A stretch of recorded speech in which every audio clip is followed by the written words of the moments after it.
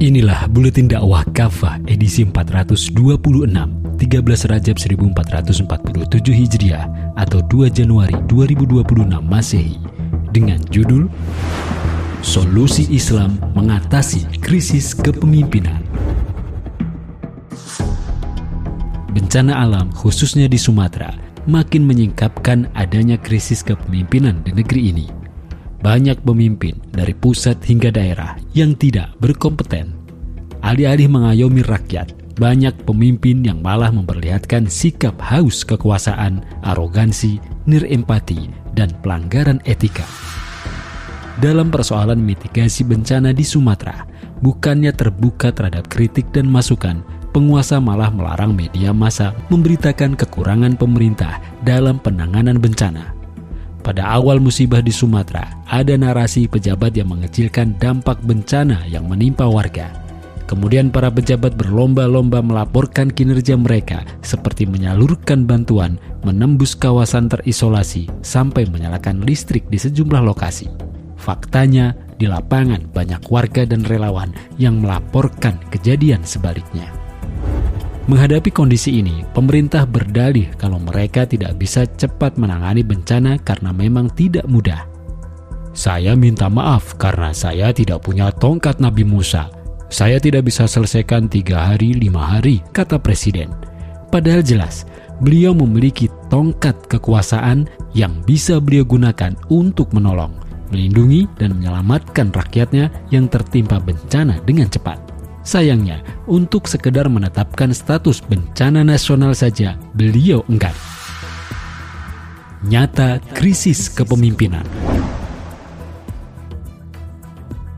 Ihwal krisis kepemimpinan di negeri ini sudah banyak disampaikan sejumlah pihak. Menurut Guru Besar Filsafat Universitas Pelita Harapan, Profesor Francisco Budi Hardiman, Indonesia sedang mengalami krisis kepemimpinan. Krisis itu ditandai dengan langkanya negarawan sejati dan justru melimpahnya politisi yang hanya mengejar kekuasaan. Selain soal politisi yang hanya berambisi mengejar kekuasaan, krisis kepemimpinan di tanah air juga ditandai dengan sikap para pemimpin yang menormalisasi pelanggaran etika. Hal ini pernah disampaikan oleh Ketua Dewan Guru Besar UI, Profesor Harkristuti Harkrisnowo. Ia menegaskan krisis keteladanan dan kepemimpinan memperparah fenomena degradasi moral.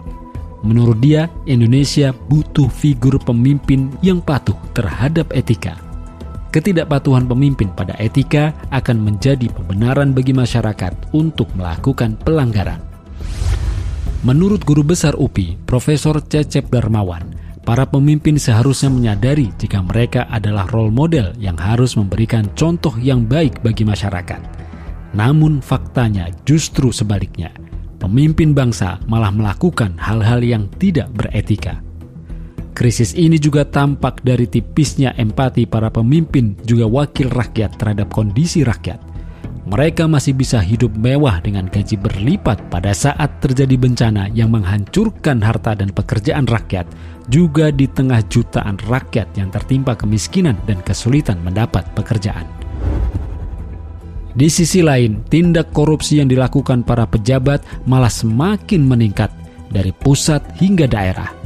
Komisi Pemberantasan Korupsi atau KPK melaporkan jumlah kasus korupsi dana desa sejak 2015 hingga 2024 telah terjadi 851 kasus yang menjerat 973 pelaku dan 50% diantaranya merupakan oknum kepala desa. Iman dan takwa kuncinya.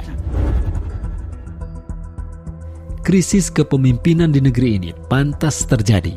Sebabnya, kepemimpinan di negeri ini berdiri di atas asas sekulerisme, yakni pemisahan agama dari kehidupan dan dari kekuasaan. Saat agama dicabut dari kekuasaan, maka tak ada kendali yang kuat untuk mengikat para pemimpin. Berbagai etika dan peraturan yang ada mudah saja dilanggar.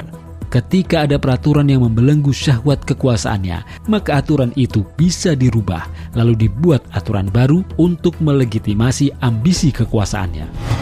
Perubahan syarat umur calon presiden dan wakil presiden oleh Mahkamah Konstitusi adalah contoh jelas hal tersebut.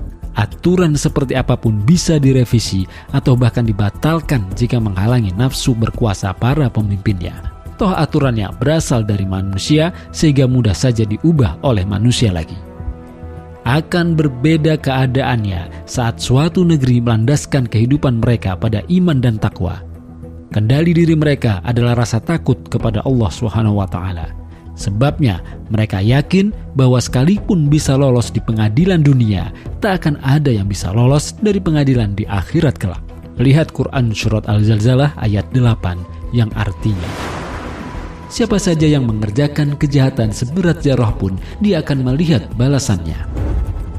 Rasulullah SAW telah mengingatkan secara spesifik tentang amanah kekuasaan yang dikhianati. Kelak akan menjadi penyesalan dan kehinaan bagi para pemimpin yang tidak amanah. Beliau bersabda, kepemimpinan itu adalah amanah. Nanti pada hari kiamat ia akan menjadi kehinaan dan penyesalan, kecuali orang yang mengambil amanah itu dengan hak dan menunaikan apa saja yang seharusnya ia tunaikan dalam amanah kepemimpinan tersebut. Hadis riwayat Muslim. Para pemimpin yang beriman dan bertakwa akan menegakkan keadilan dan menghapus kezaliman yang merugikan rakyat yang mereka pimpin. Bahkan baginda Nabi SAW sampai berharap kelak pada hari akhir tidak ada yang menuntut beliau akibat ketidakadilan yang beliau buat. Padahal mustahil Rasulullah melakukan kezaliman. Beliau bersabda, aku berharap dapat berjumpa dengan Allah dalam keadaan tidak ada seorang pun yang menuntut dariku soal kezaliman dalam urusan darah atau nyawa dan harta. Hadis riwayat Ibnu Majah. Rasulullah SAW juga memerintahkan para pejabatnya untuk selalu memudahkan dan menggembirakan urusan rakyatnya. Jangan malah mengancam dan mempersulit mereka. Sabda beliau, mudahkanlah urusan manusia dan janganlah kalian persulit. Gembirakanlah mereka dan jangan kalian buat mereka lari ketakutan. Hadis riwayat Bukhari. Keimanan dan ketakwaan ini yang mencetak para pemimpin berkualitas seperti Khulafaur Rasyidin. Khalifah Abu Bakar sampai pernah memuntahkan kembali makanannya yang beliau makan setelah tahu bahwa itu didapat dari jalan yang haram. Beliau juga mengembalikan kelebihan uang belanja keluarganya ke Baitul Mal karena merasa tidak pantas keluarga seorang kepala negara hidup berlebih dibandingkan dengan rakyatnya. Iman dan takwa pula yang menjadikan Amirul Mukminin Umar bin Khattab sering menangis memikirkan nasib rakyatnya. Beliau bahkan merasa khawatir jika di wilayah kekuasaannya ada hewan yang cedera karena terperosok di jalan yang rusak. Ketakwaan pula yang membuat Khalifah Umar bin Khattab radhiyallahu an menyita unta-unta milik putra beliau Abdullah karena digembalakan di tempat pengembalaan fasilitas negara. Khalifah Umar paham bahwa haram hukumnya bagi pegawai atau pejabat negara dan keluarganya memanfaatkan fasilitas negara.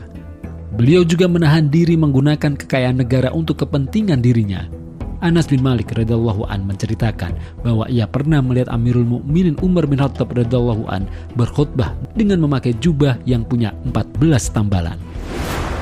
Adil dengan hukum Islam.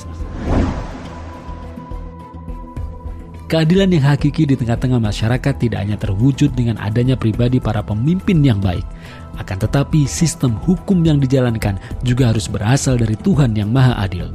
Sebabnya, sebaik apapun moral pemimpin, jika ia tidak menjalankan hukum-hukum Allah, maka hakikatnya ia telah berlaku zalim. Demikian sebagaimana firman Allah dalam Quran Surat Al-Ma'idah ayat 45 yang artinya, siapapun yang tidak berhukum pada wahyu yang telah Allah turunkan, mereka itu adalah pelaku kezaliman. Karena itu, pemimpin yang bertakwa yakin bahwa tidak ada hukum yang terbaik di muka bumi untuk mengatur manusia kecuali hukum Allah SWT.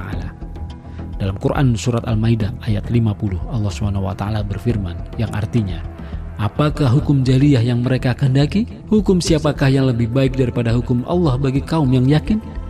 Syekh As-Sadi dalam tafsirnya menjelaskan bahwa hukum jahiliyah adalah semua hukum yang bertentangan dengan wahyu yang telah Allah turunkan kepada Rasulnya. Sebabnya, pilihan yang ada hanya dua, hukum Allah dan Rasulnya atau hukum jahiliyah.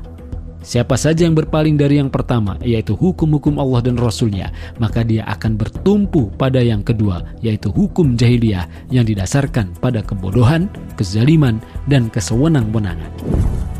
Dengan demikian, Kepemimpinan yang baik mensyaratkan penerapan hukum-hukum Allah SWT, yaitu syariah Islam.